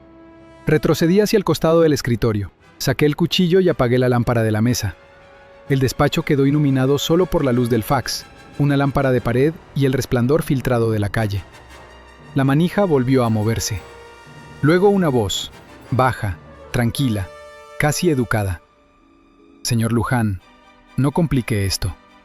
Solo necesitamos hablar con la señorita Montes. Salvatierra. No necesitaba verlo para saberlo. Hay hombres cuya calma no busca evitar la violencia, sino administrarla. Don Ernesto no respondió. La voz continuó del otro lado. Su personal ya se fue. La calle está cerrada. No viene ayuda. Lo único que puede decidir esta noche es si habrá heridos innecesarios. Me acerqué lo suficiente para hablar sin levantar la voz. Si de verdad quisiera evitar heridos, licenciado, no habría traído gente armada a una notaría. Hubo una pausa. Así que no estamos solos, dijo él, como si aquello confirmara una teoría interesante. Usted debe ser el militar. No respondí. Le sugiero algo, señor, quien sea. Salga del despacho, deje a la muchacha y váyase caminando. Tengo instrucciones de resolver esto con limpieza, no de agregar cadáveres. Eso me sacó una sonrisa sin alegría. Los hombres que hablan de limpieza en este país suelen dejar bastante sangre detrás. Abajo se oyó un estruendo. La puerta principal acababa de ceder, o estaba a punto. Salvatierra lo oyó también, claro. Se nos acaba el tiempo, dijo con la misma voz serena. Abra. No. La manija dejó de moverse. Escuché 2 pasos hacia atrás en el pasillo. Se va a apartar de la puerta, dije hacia don Ernesto. El notario no enoteó al principio, pero vio mi expresión y obedeció. Valeria, en cambio, ya lo había entendido. Se pegó más al archivador, con las manos contra la boca para contener la respiración. El primer impacto contra la puerta del despacho hizo temblar los cristales de la ventana. El segundo agrietó la madera cerca de la cerradura. No usaban un mazo, usaban cuerpo, coordinación y ángulo correcto. Eso significa entrenamiento, no furia. En el tercero sonó la planta baja otra vez. Gritos, carrera de pasos, un mueble volcado. Los hombres de abajo ya estaban dentro del edificio. El cuarto impacto abrió una línea vertical en el marco. Miré el fax. Otra página menos. Otra pequeña salvación enviada al otro lado de la ciudad. ¿Cuántas van?, pregunté. 19, contestó don Ernesto sin dejar de acomodar hojas. Demasiadas pocas. Tomé el escritorio por un extremo y lo arrastré con un chirrido sordo hasta inclinarlo hacia la puerta. No para detenerla del todo, sino para que el siguiente ingreso quedara forzado a un cuello de botella. En lugares cerrados no importa cuántos sean, sino cuántos puedan entrar al mismo tiempo. Cuando entren, dije sin mirar atrás, nadie se mueve de su sitio. El quinto golpe arrancó parte del marco. La puerta se abrió 2 centímetros y quedó trabada contra el escritorio. Por la rendija entró una mano tratando de tantear el obstáculo. La corté con el cuchillo de lado, no para mutilar, sino para convencer. La mano desapareció de inmediato y un insulto ahogado llenó el pasillo. Eso me dio 5 segundos. 5 segundos en una habitación sitiada valen como años. Aproveché para apagar también la lámpara de pared. Ahora el despacho quedó casi a oscuras, salvo por la línea azulosa del fax y la luz débil que se filtraba por debajo de la puerta. Mala idea, dijo Salvatierra afuera. Para ustedes sí, no contestó. Escuché cuchicheos, cambio de posiciones. Uno de sus hombres intentó asomarse por la rendija del marco roto. Lo golpeé con el canto del escritorio al empujarlo con toda mi masa. Gritó y cayó hacia atrás, llevándose a otro. Entonces dejaron de intentar entrar de inmediato. Eso no me tranquilizó. Al contrario, los hombres disciplinados se detienen cuando están cambiando de táctica.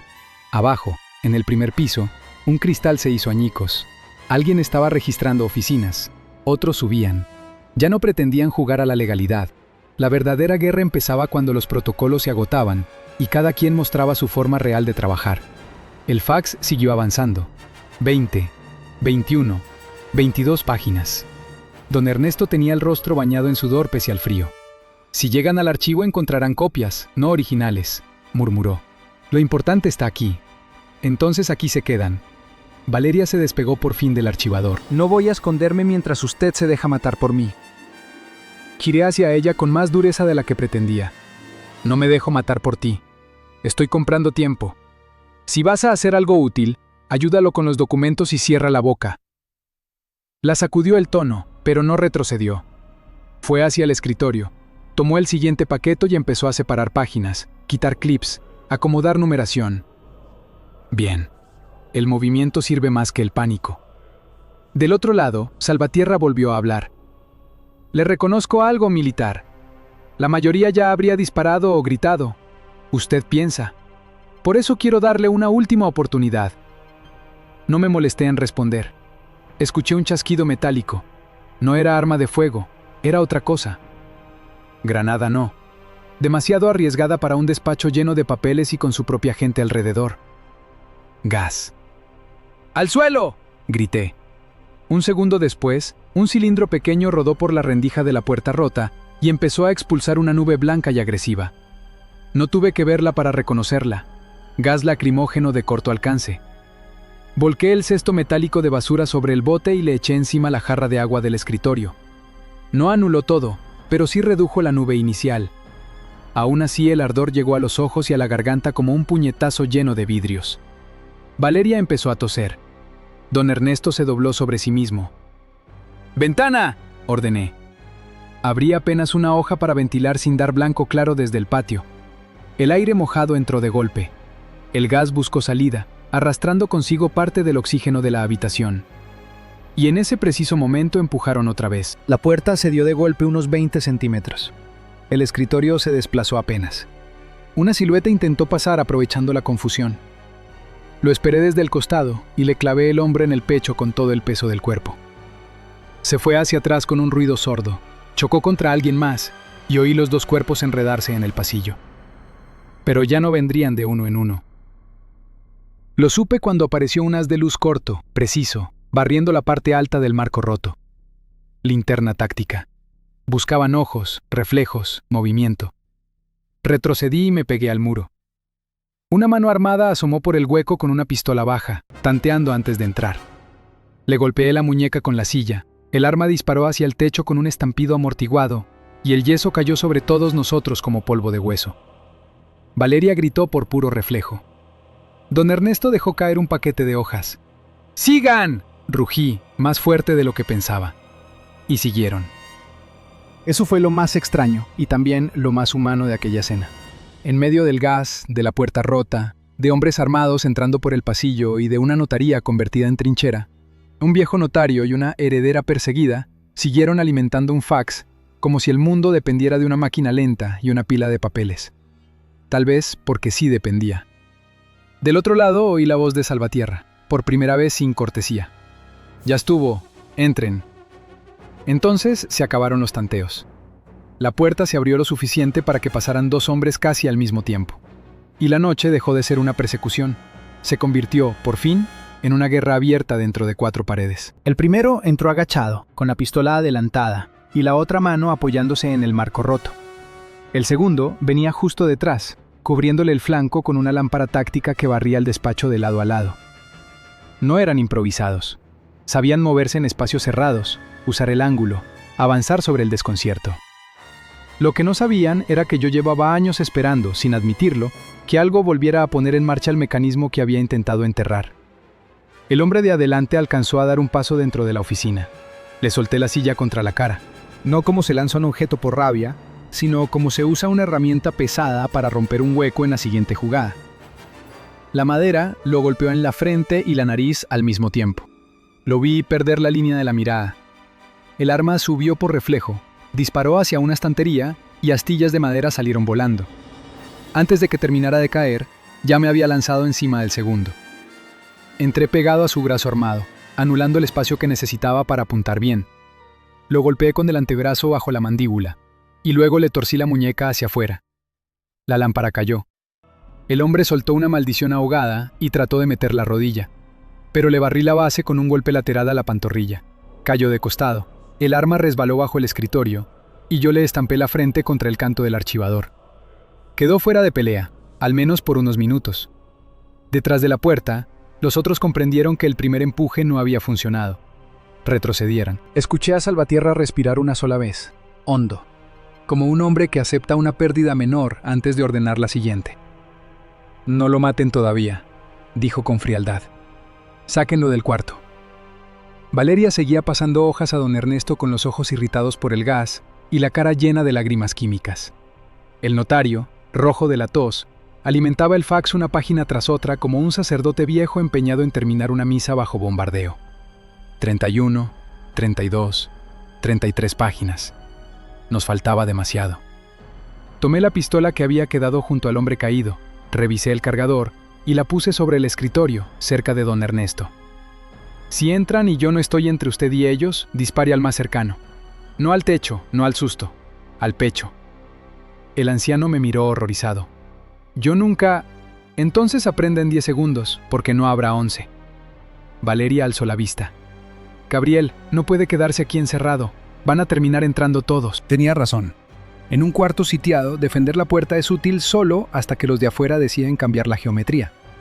Ya habían probado fuerza, gas y entrada rápida. La siguiente fase sería fuego hacia adentro o ruptura simultánea por más de un ángulo. Si seguíamos esperando, el despacho se convertiría en caja mortuoria. Necesitaba sacarlos de ritmo. Me acerqué a la ventana del patio. La abrí apenas lo justo y miré la caída hasta el piso de abajo. No era tanta, 2,5 metros quizá. El problema no era el salto, sino dónde aterrizar y qué había más allá. Vi macetas viejas, una manguera, un patio estrecho, y al fondo una puerta que probablemente comunicaba con el archivo o con un corredor lateral. Si lograba moverme fuera del despacho, podía obligarlos a dividir atención entre 2 frentes. Miré a Valeria. ¿Cuánto falta del paquete esencial? 5 páginas del testamento y 8 de las transferencias principales. No tenemos 13 minutos. Don Ernesto negó entre toses. Si corto ahora y mando solo la mitad, podrían decir que son fragmentos inconexos. Necesitamos al menos la cadena completa de cuentas, o su defensa lo hará pedazos. Los golpes volvieron, ahora más cortos y rápidos. Ya no buscaban tumbar de una vez. Estaban ensanchando el hueco del marco con herramienta o con culata, abriéndose espacio para disparar dentro sin exponerse tanto. La madera crujió. Otro pedazo del marco saltó hacia adentro. Vi una sombra moverse por la rendija, no entrando, sino midiendo. Y decidí. Cuando escuchen ruido abajo, les dije, ustedes no miran la puerta, siguen con el fax, pase lo que pase. Valeria entendió enseguida que estaba a punto de hacer una estupidez útil. No, soltó. No me venga con que ya decidió, no le toca morirse por nosotros. Le sostuve la mirada. No pienso morirme, pienso obligarlos a mirar al lugar equivocado. Antes de que pudiera volver a hablar, me subí al alféizar y salté al patio. Aterricé mal sobre una rodilla, rodé, absorbí el golpe y quedé pegado al muro, debajo de la ventana. Arriba oí el grito ahogado de Valeria y casi al mismo tiempo el estruendo de los hombres empujando la puerta con más fuerza al creer que intentaba escapar por ahí. Perfecto. El patio olía a lluvia y tierra. La puerta del fondo estaba entreabierta. Crucé en 3 zancadas y entré a un corredor oscuro con archiveros viejos y cajas. El edificio era un laberinto de notaría antigua. Despachos pequeños, pasillos estrechos, baño al fondo, escalera de servicio hacia la planta baja. Escuchaba botas, voces secas, radios. Ya no eran solo los del despacho. Habían ocupado buena parte del inmueble. Me moví por el corredor lateral hasta escuchar pasos venir desde la escalera. Me pegué a la pared y esperé. El primero apareció con pistola y linterna. No me vio. Le agarré la muñeca y la nuca al mismo tiempo. Lo empujé hacia el muro y antes de que pudiera gritar, le clavé el codo en la garganta. Cayó sin aire.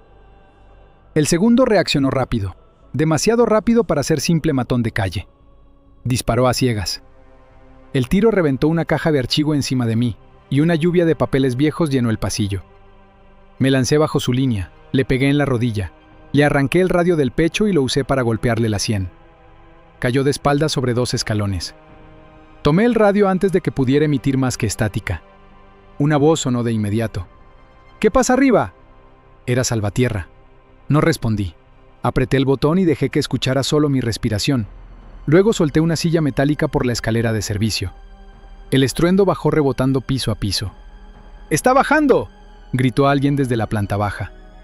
Los hombres cambiaron de dirección como esperaba. 2 corrieron hacia el recibidor. Otro apareció en el corredor opuesto. Le disparé una sola vez, no para matarlo, sino para romper la lámpara sobre su cabeza. El pasillo quedó a oscuras, y el tipo se cubrió por reflejo. Eso me dio tiempo para regresar hacia el patio interior. Arriba, en el despacho, el fax seguía sonando. 40 páginas quizá, tal vez más. No podía saberlo. Pero seguía vivo. Un hombre salía al patio desde otra puerta lateral y me vio.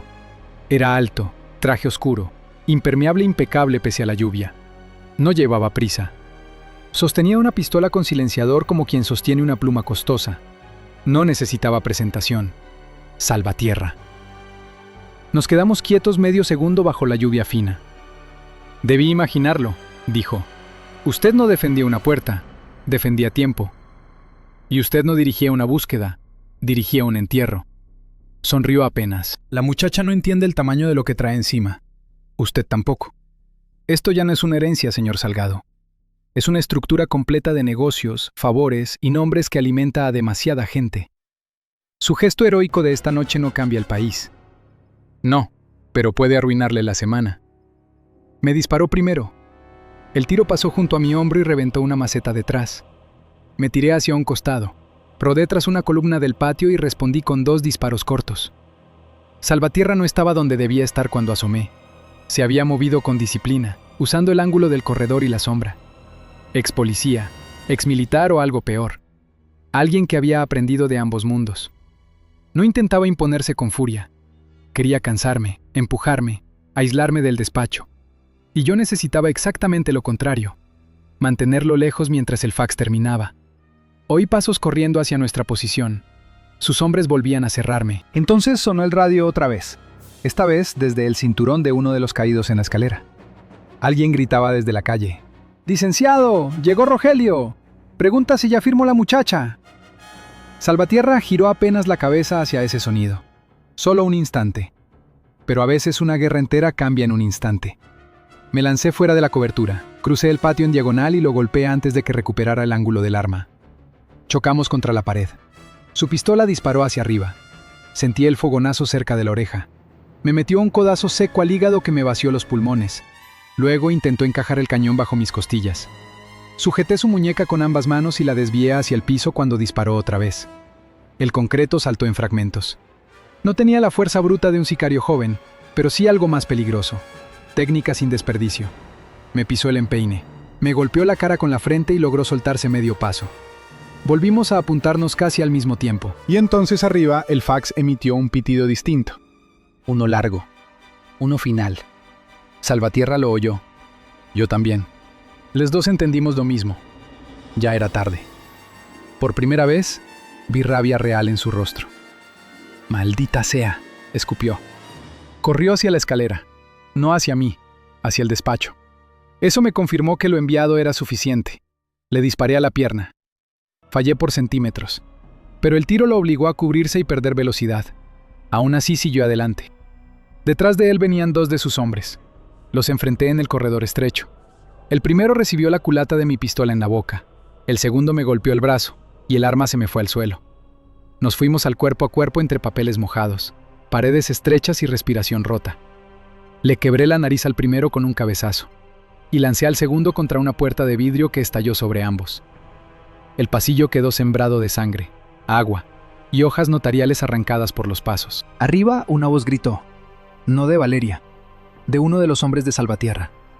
Subí. Cuando llegué al despacho, la escena ya había cambiado. La puerta estaba abierta de par en par. Un hombre yacía en el umbral con el pecho ensangrentado.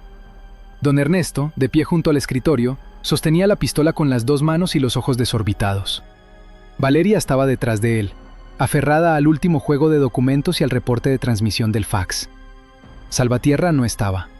Se había retirado. No por miedo, sino por cálculo. Había comprendido que la orden original ya no podía cumplirse. La muchacha no había sido detenida antes de firmar. Los papeles ya habían salido. La última instrucción del cártel había fracasado. Y cuando una orden así fracasa, los hombres que la ejecutan dejan de ser cazadores. Se convierten en estorbo para sus propios jefes. Me acerqué a la ventana y aparté apenas la cortina. En la calle, bajo la lluvia, vi a Rogelio bajar de un coche negro, pálido, fuera de sí, mirando hacia la notaría como si aún pudiera corregir la realidad a gritos. Frente a él, uno de los hombres de Salvatierra le dijo algo breve y señaló hacia arriba. Rogelio empezó a negar con la cabeza. El otro lo dejó hablando solo y se alejó. Eso lo dijo todo. El cártel ya no iba a salvarlo. Acababa de darle su última orden. Y la orden, en esencia, era una sentencia. Si no pudieron arreglarlo, que se hunda solo. La lluvia seguía cayendo cuando comenzaron a oírse las sirenas.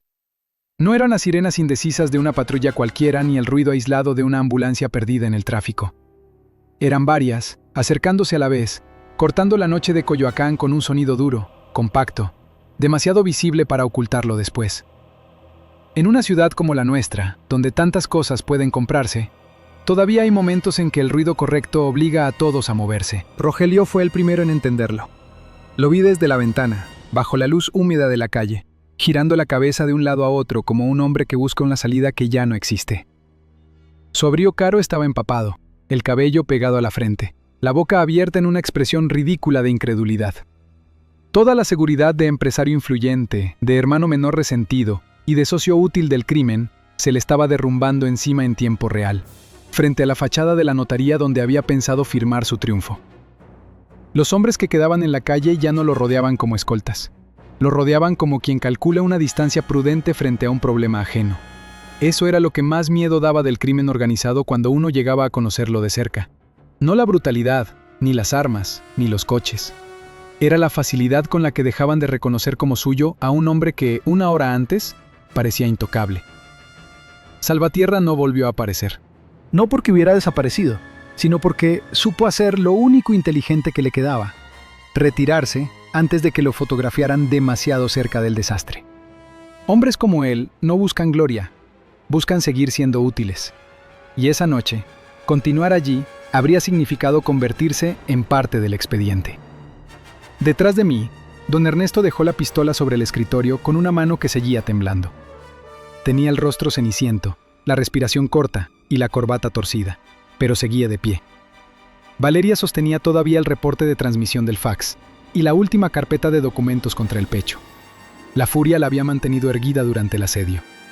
Ahora que el peligro inmediato empezaba a aflojar, la vi tambalearse por primera vez de verdad. Me acerqué a ella antes de que cayera. La sujeté por los hombros. Estaba helada. «Ya pasó lo peor», le dije. Ella negó con la cabeza.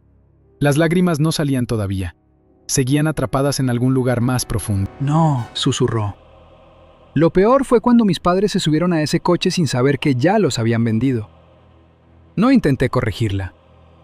Hay verdades que solo sirven si uno las deja caer donde deben caer. Abajo sonaron gritos, órdenes, portazos. Luego la entrada principal de la notaría volvió a abrirse con violencia, pero esta vez el ruido era distinto, más oficial, más torpe incluso. Un grupo de agentes federales irrumpió primero en la planta baja y después en las escaleras. Venían tensos, armados, con la adrenalina de quienes llegan tarde a una situación que ya explotó. Aún así, llegaban. Y esta vez no para fingir preguntas ni para pedir papeles inventados. Cuando tocaron a la puerta del despacho, di mi nombre antes de abrir. Entraron 4. Nos apuntaron primero y nos reconocieron después. Así debía ser. Don Ernesto entregó la carpeta principal, el reporte del fax y su testimonio inicial, con una claridad admirable para un hombre que acababa de defender su oficina a balazos. Valeria habló después.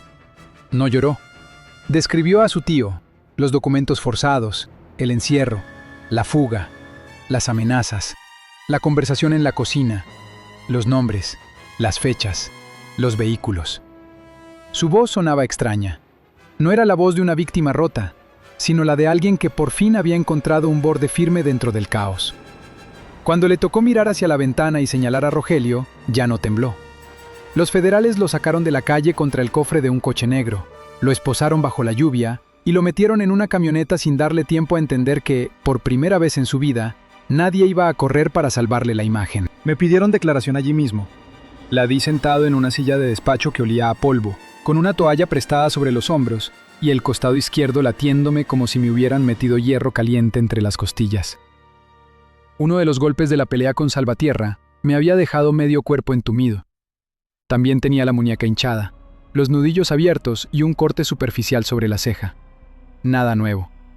Lo nuevo era otra cosa. Era la sensación de no estar vacío mientras hablaba. Cuando terminó la diligencia inicial, un paramédico quiso llevarme en camilla. Lo mandé al diablo con la cortesía mínima necesaria. Me conformé con una venda rápida, un analgésico y la promesa de que más tarde permitiría que me revisaran bien en un hospital. Valeria me miró durante todo el proceso como si temiera que, en cuanto dejara de verme, yo fuera a desaparecer, igual que desaparecen a veces los hombres útiles cuando termina una noche así. No me fui. La acompañé hasta la camioneta federal.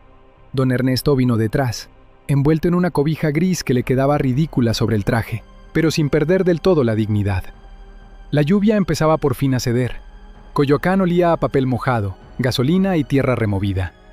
Varias ventanas del barrio seguían encendidas. La gente miraba desde lejos. Nadie saldría luego a decir que no había oído nada. El resto de la historia no ocurrió en una sola noche. Ojalá hubiese sido así de simple. Vinieron semanas de declaraciones, cateos, detenciones parciales y filtraciones interesadas.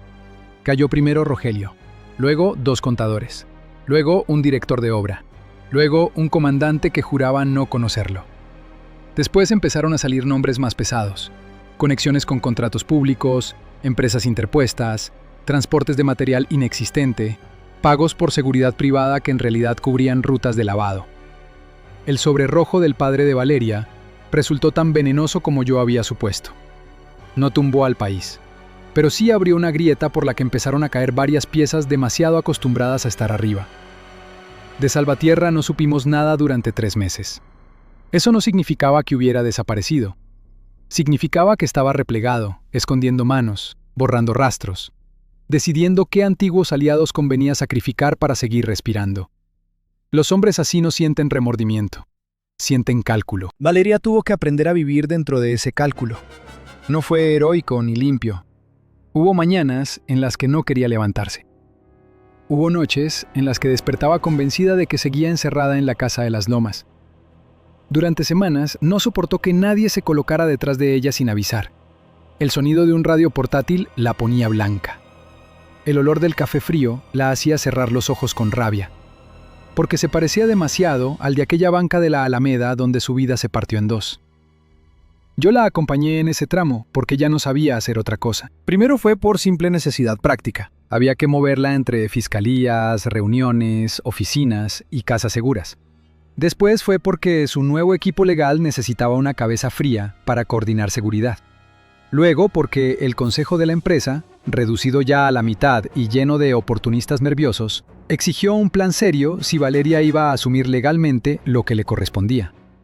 Cuando me ofrecieron dirigir su protección y reordenar todo el esquema de seguridad interna de Constructora Montes, no contesté enseguida. La vieja versión de mí habría dicho que no. Habría vuelto a su departamento, a su silencio y a esa rutina de hombre que confunde la soledad con disciplina. Pero la guerra de aquella noche me había hecho una cosa extraña. No me había devuelto el pasado, eso era imposible. No me había devuelto a Lucía, ni a mi matrimonio, ni a los años que gasté haciéndome piedra para no sentir. Lo que hizo fue más simple y más difícil al mismo tiempo. Me recordó que todavía era capaz de importarme a alguien sin convertir eso en una condena. Acepté. Los meses siguientes trabajé como había trabajado siempre, revisando rutas, cambiando cerraduras, auditando escoltas, despidiendo a empleados comprados, contratando a 2 excompañeros de confianza y enseñando a un montón de ejecutivos soberbios que un protocolo de seguridad no era una sugerencia elegante. Valeria, mientras tanto, hizo lo suyo. Aprendió estados financieros, contratos, estructuras de poder, juntas de consejo y esa forma particular de violencia que existe en las mesas, donde nadie levanta la voz, pero todos quieren devorarte. Le fue bien, no porque el dolor la volviera especial, sino porque dejó de hacerse ilusiones sobre la gente. Eso, en México, a veces vale más que un MBA. Pasó un año, luego otro. El proceso penal siguió su curso. Rogelio acabó condenado. No tan rápido como merecía, no tan ejemplarmente como habría gustado, pero cayó. Algunos de sus antiguos aliados lograron negociar, otros no. De Salvatierra volvió a hablarse, en rumores, siempre lejos, siempre en otra plaza, siempre como nombre que no conviene pronunciar demasiado. Nunca volvió a cruzarse en nuestro camino. O quizás sí, y no lo supimos. Con hombres así, la ausencia también es una forma de vigilancia. Una tarde de noviembre, ya sin lluvias, me quedé solo en la nueva oficina de Valeria, en el piso alto del corporativo. La ciudad se extendía al otro lado del ventanal, inmensa y gris azulada, con el tráfico latiendo allá abajo como una vena interminable.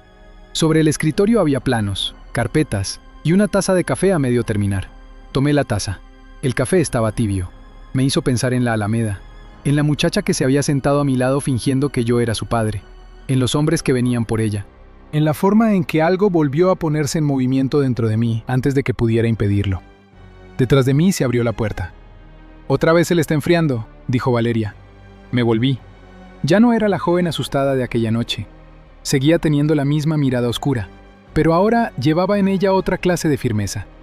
Traje oscuro, cabello recogido, paso seguro. Demasiado joven todavía para cargar con todo lo que había tenido que aprender, pero ya incapaz de fingir ingenuidad. Se acercó y dejó otra taza humeante junto a la vieja. «La junta terminó», añadió. «Y por si quieres saberlo, hoy despedimos al último directivo que todavía respondía a la gente de mi tío. Tarde o temprano iba a pasar. Sí, pero quería que fuera hoy». Nos quedamos un momento mirando la ciudad, sin urgencia, sin disparos, sin hombres esperándonos abajo. Ella fue la que habló primero.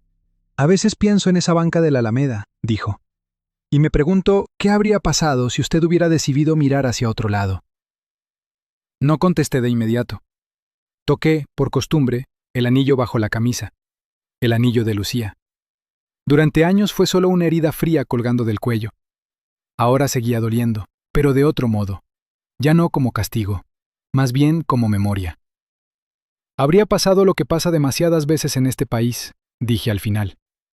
«Que la gente equivocada gana porque los demás se convencen de que no es asunto suyo». Valeria bajó la vista un segundo, y luego sonrió apenas. Menos mal que esa noche sí fue asunto suyo. Tomé la taza nueva. El calor me quedó en la mano como una certeza sencilla. Miré otra vez la ciudad, tan inmensa, tan capaz de tragarse a cualquiera y al mismo tiempo de devolver, de vez en cuando, algo que uno creía perdido para siempre. Yo no recuperé a mi hija. No recuperé la vida que había dejado romperse sola, mientras me escondía detrás del uniforme, las misiones y el silencio. Pero aquella noche en Coyoacán salvé a una muchacha que todos daban por vencida. Y, sin darme cuenta, al hacerlo, salvé también la parte de mí que aún sabía quedarse. Eso fue lo que cambió todo, no el dinero, no la empresa, ni siquiera el juicio. Fue entender, demasiado tarde para muchas cosas, pero a tiempo para una más, que un hombre no vuelve a vivir cuando deja de sufrir. Vuelve a vivir cuando encuentra otra vez a quien proteger, sin huir de sí mismo.